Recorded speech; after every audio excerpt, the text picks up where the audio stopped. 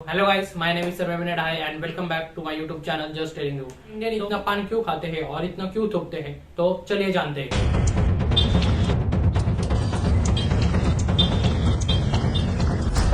Spitting is one of the age-old habit of India. We can also give a title, the Great Indian Spitting Trick. We spit anywhere and everywhere, and spit all time. This spitting habit has somewhere named India a spitting country. The dreaded red stains can be seen across India from Kashmir.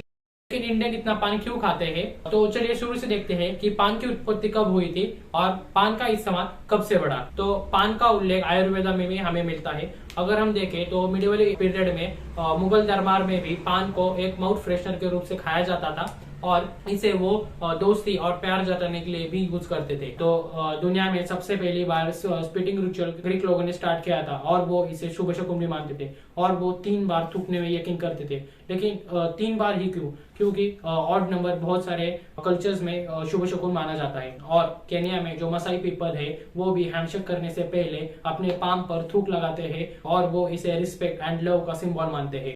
तो हमने तो ये देख लिया कि Indian लोग पान क्यों खाते हैं। अब हम देखते हैं कि इंडियन लोग इतना थूकते क्यों हैं। फर्स्ट, एक रिसर्च के मुताबिक नॉर्मल इंडियन आदमी जब थूकता है तो उसे बहुत ज्यादा प्लेजर या फिर बहुत ज्यादा आनंद मिलता है। अबे तो इतनी छोटी उम्र में तुक्का मारा है,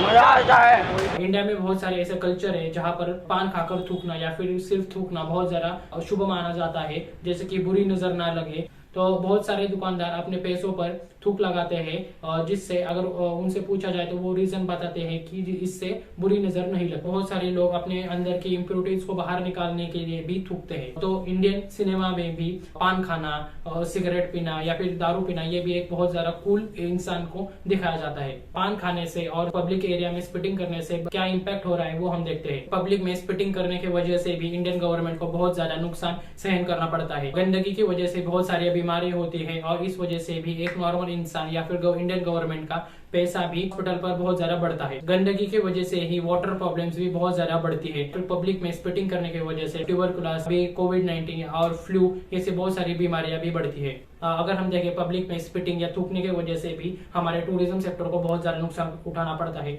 कोलकाता में हमारे हिस्टोरिक हावड़ा बीच को भी बहुत ज्यादा इससे नुकसान हुआ है।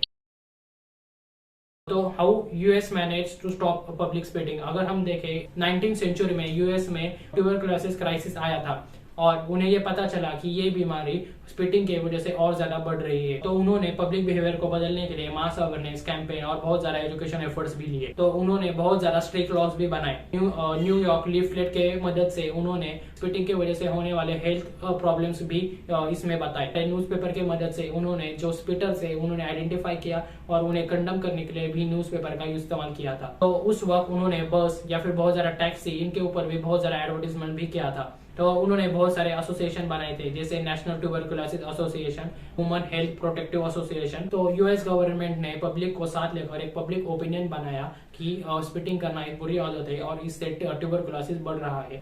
तो इस वजह से अगर कोई भी आदमी थूकना चाहता है पब्लिक में तो वो 10 बार सोचेगा। तो इसका सोल्यूशन क्या है वो हम देखते हैं। तो हमने यूएस में देखा कि उन लोगों ने जो स्पिटर्स के जो प्रॉब्लम थे वो किस तरह से हैंडल की। तो हम अब देखते हैं कि इंडिया में ये प्रॉब्लम हम किस तरह से सॉल्व कर सकते हैं। इंडिया में श्री राजा नरसिम्हन और उनकी पत्नी प्रीति राजा, उन्होंने स्पिट फ्री इंडिया एक कैंपेन स्टार्ट किया है और उनका जो ऑर्गेनाइजेशन है उनका नाम सारे जहां से अच्छा ये है। तो उन्होंने पुणे महानगर पालिका की मदद से बहुत सारा वॉल पेंटिंग, नाटक या फिर वर्कशॉप अरेंज किए थे और या फिर गवर्नमेंट को कहे कि जो लॉस बनाए गए हैं उन्हें अच्छे से इम्पोज कर सके। तो पुणे महानगर पालिका ने भी एक अच्छा सोल्यूशन निकाला था, जिसमें अगर कोई भी रोड पे थूकता है तो उसे वो साफ करने के लिए मजबूर किया जाता था। तो ये भी एक सोल्यूशन हो सकता है जिससे वो अपमान के कारण भी ये बंद कर दे। या फिर गवर्नमेंट जहाँ पर बहुत ज्यादा स्पिटिंग हो रही है वहां पर स्पिटून्स रख दे, ये भी एक प्रकार का सोल्यूशन हो सकता है। तो थूकना कहीं जगह पर शुभ शकुन माना जाता है, लेकिन इसके बहुत ज्यादा हमें नतीजे भुगतने पड़ सकते हैं, जैसे कि ट्यूबरकुलोसिस, फ्लू और अभी चल रही कोरोना की बीमारी। तो थूकना इंसान की आदत है, इसे हम कंप्लीटली कम नहीं कर सकते, लेकिन डेफिनेटली हम इसे कई हद तक कम कर सकते हैं।